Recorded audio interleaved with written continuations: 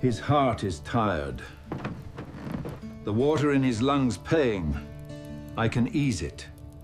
Just a little further, Elias. The doctor's right here. I can buy you weeks. I cannot buy you a season. Weeks are more than I came expecting. What do I owe you?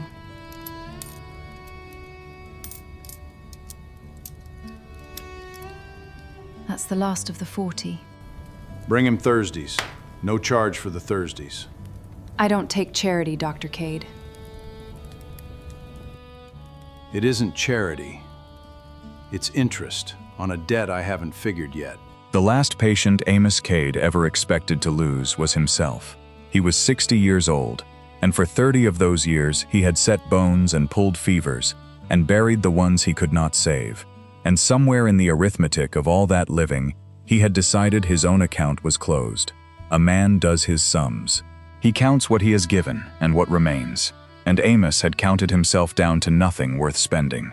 So on the morning she first walked into his surgery, dust on her hem, a dying man's weight on her shoulders, and eyes that did not once look away, he told himself he felt nothing but the ordinary pity of his trade. He was wrong. He was so gently, so completely wrong. Her name was Cora Halliday, and she had come to the town of Ashfall, Wyoming, in the high heat of that summer of 1884, with 3 trunks, $40, and an old man who could no longer feed himself. The old man was not her father. That was the first thing the town got wrong about her, and the town got a great many things wrong about her in those first weeks. He was her husband's father. Her husband had been killed at a river crossing 11 years before. A soldier's death, unglamorous.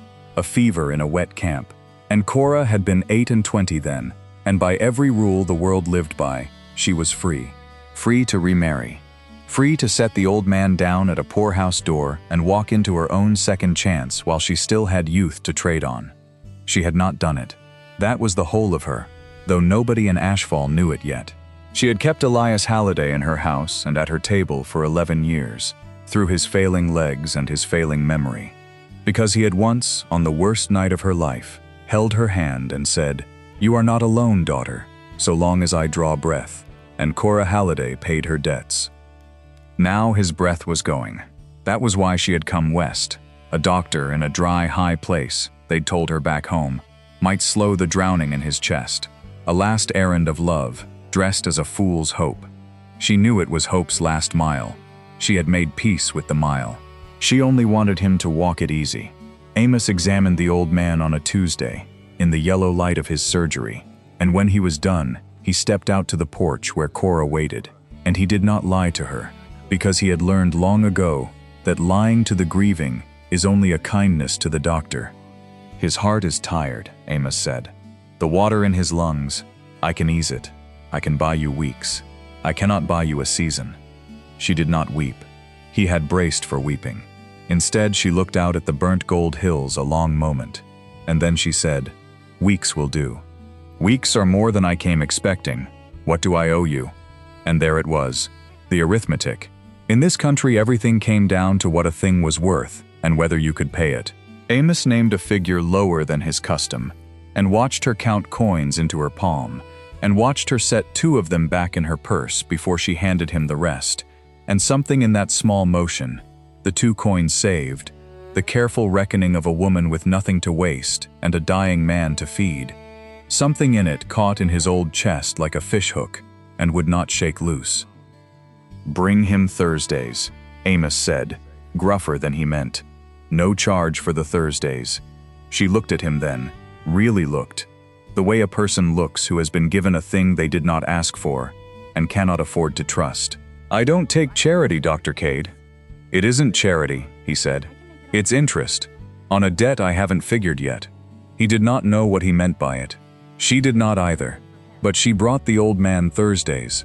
Ashfall talked, of course. A town in a dry summer has little to do but talk, and a newcomer widow with a strange old man and no husband to explain her was fine dry kindling. They said she'd worn out one man and gone looking for another. They said the old fellow's pension was the only thing that made her tender. They said, the women said it worst, over their washing, That a woman of 38, with a curved figure and a soft voice and no ring of her own, didn't come to a town like this to nurse the dying. She came to hunt the living. Amos heard the talk the way a doctor hears everything, in fragments, in the hush that falls when he enters a room. He said nothing to it. He was not a man who defended people. He had spent his gentleness on wounds and had little left over for words. But he watched. He watched Cora Halliday walk the length of the main street, with her chin level and her eyes forward, buying flour in the smallest sack the store would sell, mending the old man's shirts on the boarding house steps in the cool of the evening, because the light was free out there, and he saw a thing the town was too busy talking to see. He saw a woman who had been overlooked her whole life long, and had decided long ago to be worth something anyway, whether or not a single soul was watching. That is a rare kind of person. Amos had met perhaps 4 of them in 60 years. He had married one, and buried her, and thought the door on that had closed for good. Now here was the 5th, counting coins on his porch. He began to find reasons. This was the shameful part, the part he would not have confessed to any man alive, that a doctor of 60, a widower with gray in his beard and an ache in his knees on cold mornings, began to invent errands that carried him past the boarding house. A tonic the old man might like, a better pillow to prop the failing chest, a jar of honey, once, that he set on her step and walked away from too fast to be thanked. Like a boy, like a fool, his heart going in a way he had believed his heart had forgotten how to go. And every time, every single time, the same cold voice met him at the edge of the feeling and turned it back. "You are 60 years old," it said. "She is 38. She has half a life yet, and you have the tail of one. What could you offer her but more nursing? She has spent 11 years tending a dying man. You would ask her to sign on for a second. Do your sums, Amos. You come out a debt." He had lived by that arithmetic, and by it he was a poor investment, a fading concern, a man whose ledger ran to red. So he brought the honey and the pillows and the tonics, and he said nothing, nothing, nothing at all. And he told himself that silence was decency. It was not decency, it was fear. But an old man can dress fear up in fine clothes and call it by any name he likes. The summer deepened. The old man faded, as Amos had promised he would, slow and then quick, the way water goes out of a low creek. And in the fading, a strange thing happened between the doctor and the widow, a friendship neither would name. He came Thursdays and then Sundays too, and he stopped charging entirely, and she stopped fighting him on it, and instead, she began to feed him. A plate of beans, cornbread, once a whole roasted hen she must have gone, without 3 other meals to afford, set before him with a plainness that dared him to make anything of it. "You eat like a man who forgets to," she said. "I do forget to," he admitted. "There's no one to remind me." She looked at him across the small table, in the small room, with the old man breathing rough in the next room, and the last light going amber through the window, and she said nothing to that. But she filled his cup again, and Amos Cade, 60 years old, felt something he had no business feeling, and buried it deep, and drove home in the dark, hating the sound of his own lonely house. It was the 2nd week of August that Cora Halliday did the thing that undid every sum Amos had ever set down about her. A fever came through Ashfall. It came the way fevers come to frontier towns, from a well, from a wagon, from nowhere and everywhere. And it took the poor end of town first, the tents and the shanties down by the flats, where the men who dug and hauled lived 4 to a room. The town's other doctor, a young man with a good coat and a careful practice, closed his door and hung a sign. Amos did not close his door, but Amos was one old man, and there were 40 sick by the 3rd day, and there was no one in all that town of decent talking Christian people, willing to walk down into the flats and nurse strangers who might bring the sickness home on their clothes. No one but Cora. She came to his surgery at dawn with her sleeves already rolled. "Tell me what to do," she said. "I've a strong back, and I've watched death long enough to know its face. Put me to use." "You have your own dying man," Amos said. "You cannot do both." "I can do both for a while," she said. Elias sleeps most of the day now. I'll sit with him nights and work the flats by day. Show me the fever, doctor.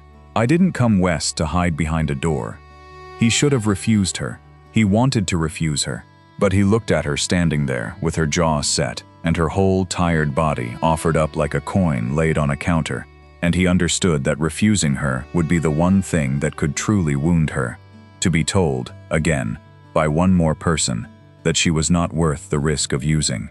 So he showed her the fever. And for 9 days, Cora Halliday walked down into the part of Ashfall that the town had turned its back on, and she nursed miners and their wives and their children, cooled their skin and kept watch, and held the hands of 2 who died and did not let go until they had. And she asked no thanks and took no pay, and told no one. And at night she went home and sat with her old man in the dark. The town found out slowly, the way towns do. A miner's wife, recovering, spoke of the woman with the soft voice who'd sat by her 3 nights running. A boy told his mother about the lady who'd sung to him when the heat was in his head. And the same washwomen who had named Cora a husband hunter over their tubs in June found themselves in the ashy end of August with nothing left to say. Amos worked beside her through those 9 days, and he watched her do a thing he had spent his whole career learning to do without breaking, and he watched her do it without ever once having been taught. Meet suffering full in the face and stay soft. Most people, tested that way, go hard to survive it. Cora did not go hard. Every loss cost her, and she paid it, and came back the next morning to be charged again. He had thought her a strong woman. He learned, in those 9 days, that she was something rarer and dearer than strong. She was good, plainly, stubbornly, unrewardedly good, in a world that had never once made it worth her while. I want to pause here, just a breath, before the last hard turn of this comes, because it is worth arriving at slowly. These are stories about people the world counted cheap, and God did not. If that is the kind of story that stays with you, stay with me now. The best of it is still ahead. And Amos, doing his arithmetic in the long, hot dark after the fever broke, felt the whole ledger he had lived by turn over in his hands and read backward. Because here was the thing he had gotten wrong, the great and foolish thing. He had been measuring what he could give her: years, youth, a long future. He had set his short account against her long one and called himself a poor purchase, but he had never once asked what she was measuring by. He had assumed, as men do, that she counted the same coin the town counted, years and looks and the length of a road ahead. And in 9 days he had watched a woman who did not count that coin at all, who had spent 11 years of her one precious life on an old man with nothing to give her back but gratitude, who walked into fever for strangers who could repay her in nothing. Cora Halliday did not measure worth in years remaining. She measured it in the thing itself, the tending, the staying, the not looking away. By her arithmetic, a man was not worth less for having only a little time. A little time given whole was worth more than a long time held back. He had been the fool, not for being 60, for thinking 60 was the sum of him. Old Elias Halliday died on the last day of August, in the cool before dawn, with his hand in Cora's and his breath going out like a tide that does not come back. Amos was there. He had come in the night when she sent the boarding house boy running, and he had done the little that could be done, and then he had done the larger thing, which was simply to stay, to sit in that small room with the woman and the passing old man, and be no use at all, except the use of not being alone. When it was over, Cora did not weep at first. She sat holding the cooling hand and looking at the still face, and she said, very low, I told him he'd never be alone so long as I drew breath. I meant it the other way round when he first said it to me, but it turned out true both ways. You paid a debt most people would have walked away from, Amos said. 11 years, there's not one soul in this town would have done it. She turned and looked at him then, and her eyes were wet at last, and she said the thing he did not expect, the thing that told him she had been doing her own arithmetic all this long summer, and had come out somewhere he'd never dared to hope. It wasn't a debt, Amos, she said. I stopped counting it as a debt years ago. You keep telling me what I gave him like it cost me. It didn't cost me. Loving a person you're not required to love. That's not a cost. That's the only thing I ever got to keep for free. And Amos Cade, 60 years old, understood that she had just told him something about himself, and that she knew she had, and that she was waiting to see if he was brave enough to hear it. He was not brave enough, not that night. That night he only helped her lay the old man out decent, and walked home in the gray dawn, and sat in his silent house with his hands shaking around a cold cup of coffee, doing sums, doing sums, doing sums. They buried Elias 2 days later on the little rise east of town, and it was there, with the summer wind coming hot and dry across the graves, and the whole shamed town of Ashfall standing back at a respectful distance, come now, too late, to honor the woman they'd slandered, that Amos finally spoke. Because a man can be a coward for a summer, but a grave has a way of running the clock down. "You'll be leaving now," he said. It was not what he'd meant to say. It was the fear talking, the fear reaching for the door first so it couldn't be shut on him. "Where would I go?" Cora said. Not a question.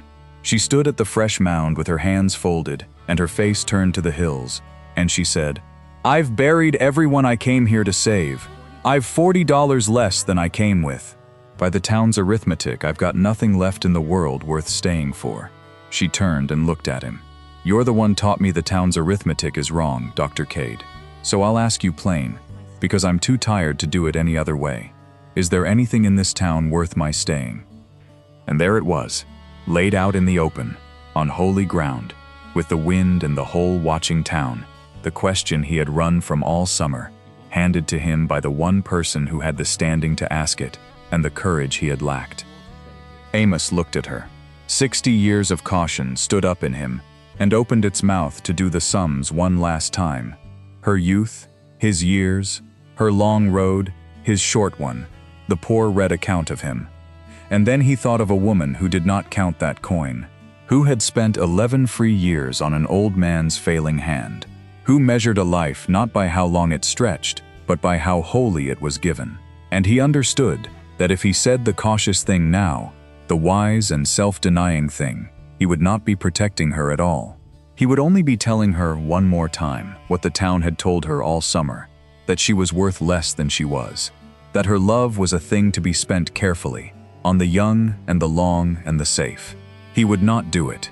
Whatever else he did with the short account of his years, he would not do that.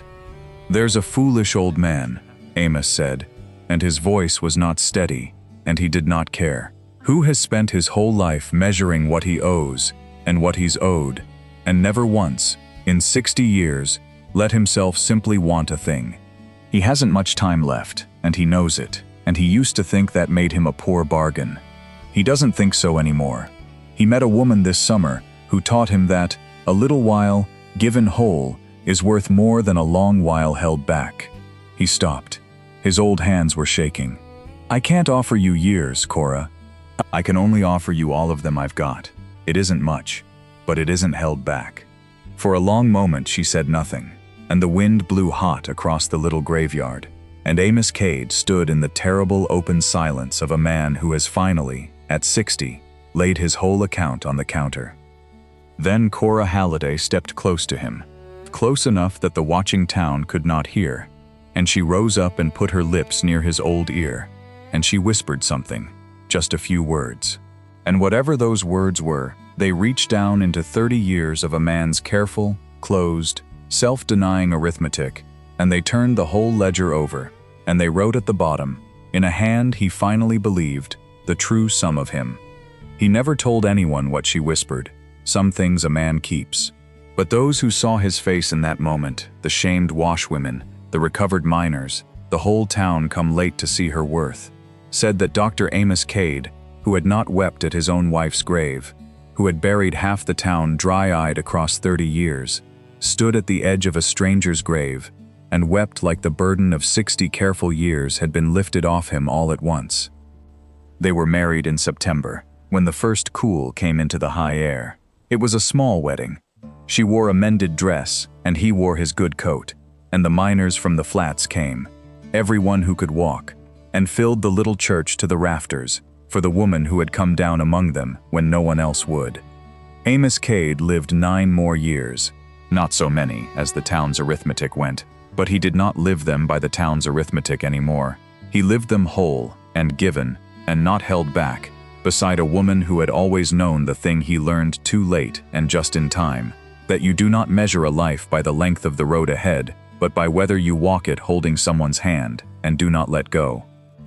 She was with him at the end, as she had been with the old man, and what she whispered to him then, nobody heard either. But he was smiling when he went. A man who has finally done his sums right and come out, against every expectation, rich